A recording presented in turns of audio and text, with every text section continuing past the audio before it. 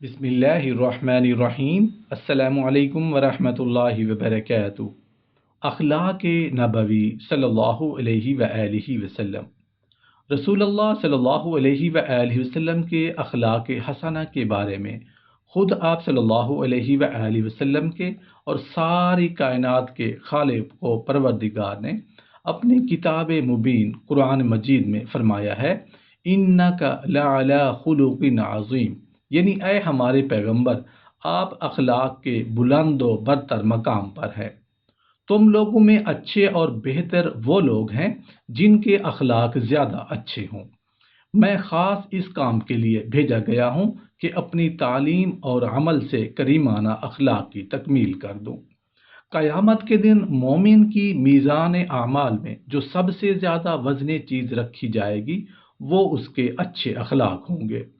آپ صلی اللہ علیہ وآلہ وسلم نے عمر شریف کے آخری دور میں حضرت معاذ بن جبل کو داعی اور معلم اور حاکم بنا کر یمن بھیجا تو آخری نصیحت یہ فرمائی، دیکھو سب لوگوں سے اچھے اخلاق کا برتاؤ کرنا۔ صحابہ کرام نے اپنے تجربہ اور مشاہدہ کی بنیاد پر آپ کے کریمانہ اخلاق کا بیان فرمایا ہے۔ اللہ تعالی ہم سب کو زندگی کے اس شعبہ میں بھی آپ صلی اللہ علیہ وآلہ وسلم کے اسوہ حسنہ کا کامل اتباع نصیب فرمائے۔ حضرت انس رضی اللہ عنہ سے روایت ہے، انہوں نے بیان کیا کہ میں نے 10 سال رسول اللہ صلی اللہ علیہ وآلہ وسلم کی خدمت کی۔ آپ صلی اللہ علیہ وآلہ وسلم نے کبھی مجھے اف کا کلمہ بھی نہیں فرمایا، اور نہ کبھی یہ فرمایا کہ تم نے یہ کام کیوں کیا، اور نہ کبھی یہ فرمایا کہ تم نے یہ کام کیوں نہیں کیا۔ حضرت جابر رضی اللہ عنہ سے روایت ہے کہ کبھی ایسا نہیں ہوا کہ آپ صلی اللہ علیہ وآلہ وسلم سے کسی چیز کا سوال کیا گیا ہو اور آپ نے اس کے جواب میں لا یعنی نہیں فرمایا ہو۔ مطلب یہ ہے کہ حضور صلی اللہ علیہ وآلہ وسلم کی عادت مبارکہ تھی کہ آپ صلی اللہ علیہ وآلہ وسلم سے جس کسی چیز کا سوال کیا جاتا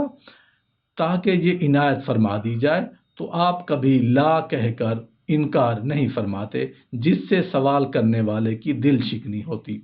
اگر وہ چیز موجود ہوتی تو عطا فرما دیتے، ورنہ عذر فرما دیتے اور دعا فرما دیتے۔ الغرض سوال کرنے والے کو آپ کبھی لا کہہ کر انکار اور نفی میں جواب نہیں دیتے تھے۔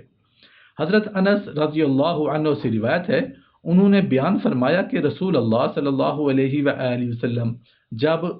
صبح فجر کی نماز پڑھ کر فارغ ہو جاتے تو مدینہ کے گھروں کے خدمتگار غلام یا باندیا اپنے اپنے برتن لے کر آ جاتے جن میں پانی ہوتا، تاکہ آپ برکت کے لیے یا بیماری سے شفا جیسے مقاصد کے لیے اس پانی میں اپنا دست مبارک ڈال دیں۔ تو آپ ہر برتن میں اپنا دست مبارک ڈال دیتے تو بسا اوقات ایسا بھی ہوتا کہ سخت سردی کے موسم میں ٹھنڈی صبح کے وقت برتن میں بہت ٹھنڈا پانی لے کر آپ کے پاس آ جاتے تو آپ صلی اللہ علیہ وآلہ وسلم اس میں بھی اپنا دست مبارک ڈال دیتے۔ حضرت ابو ہریرہ رضی اللہ عنہ سے روایت ہے کہ رسول اللہ صلی اللہ علیہ وآلہ وسلم سے عرض کیا گیا کہ حضور صلی اللہ علیہ وآلہ وسلم آپ مشرکین اور کفار کے حق میں بد دعا فرمائیں، تو آپ نے ارشاد فرمایا کہ میں لعنت اور بد دعا کرنے والا بنا کر نہیں بھیجا گیا ہوں بلکہ رحمت بنا کر بھیجا گیا ہوں۔ حضرت عائشہ صدیقہ رضی اللہ عنہا سے روایت ہے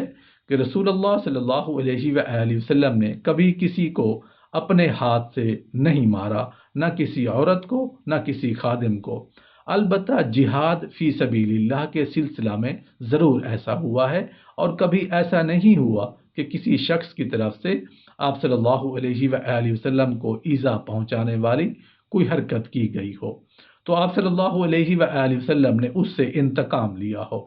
بلکہ آپ صلی اللہ علیہ وآلہ وسلم ذاتی معاملات میں معافی اور درگزر ہی کا معاملہ فرماتے۔ البتہ اگر کسی شخص کی طرف سے کسی فعل حرام کا ارتکاب کیا جاتا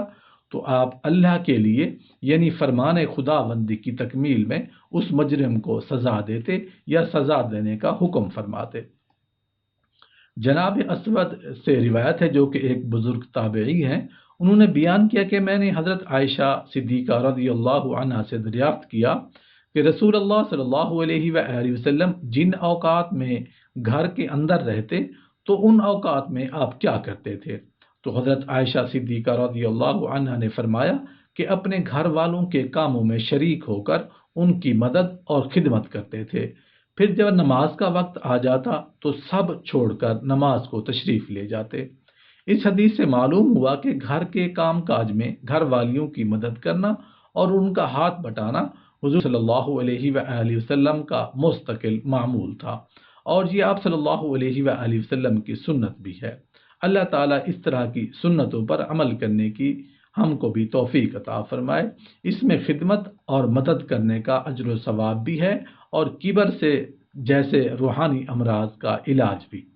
حضرت عائشہ صدیقہ رضی اللہ عنہ سے روایت ہے کہ رسول اللہ صلی اللہ علیہ وآلہ وسلم کا عام رویہ اور معمول یہ تھا کہ ضرورت پڑنے پر خود ہی اپنی ٹوپی گانٹ لیتے اور خود ہی اپنے پھٹے ہوئے کپڑے سی لیتے، اور اپنے گھر میں اسی طرح کام کرتے جس طرح تم میں سے کوئی بھی آدمی گھر کا کام کرتا ہے۔ اور حضرت عائشہ صدیقہ رضی اللہ عنہا نے یہ بھی فرمایا کہ آپ صلی اللہ علیہ وآلہ وسلم کوئی ما فوق البشر غیر انسانی مخلوق نہیں تھے، بلکہ بنی آدم ہی میں سے ایک آدمی تھے۔ معمولی سے معمولی کام بھی خود کر لیتے، اپنے کپڑے میں خود جوئیں دیکھتے، بکری کا دودھ دو لیتے، اپنے ذاتی کام خود ہی کر لیتے۔ اس حدیث میں رسول اللہ صلی اللہ علیہ وآلہ وسلم کے اسوہ حسنہ میں بڑا سبق ہے، اور ان حضرات کے لیے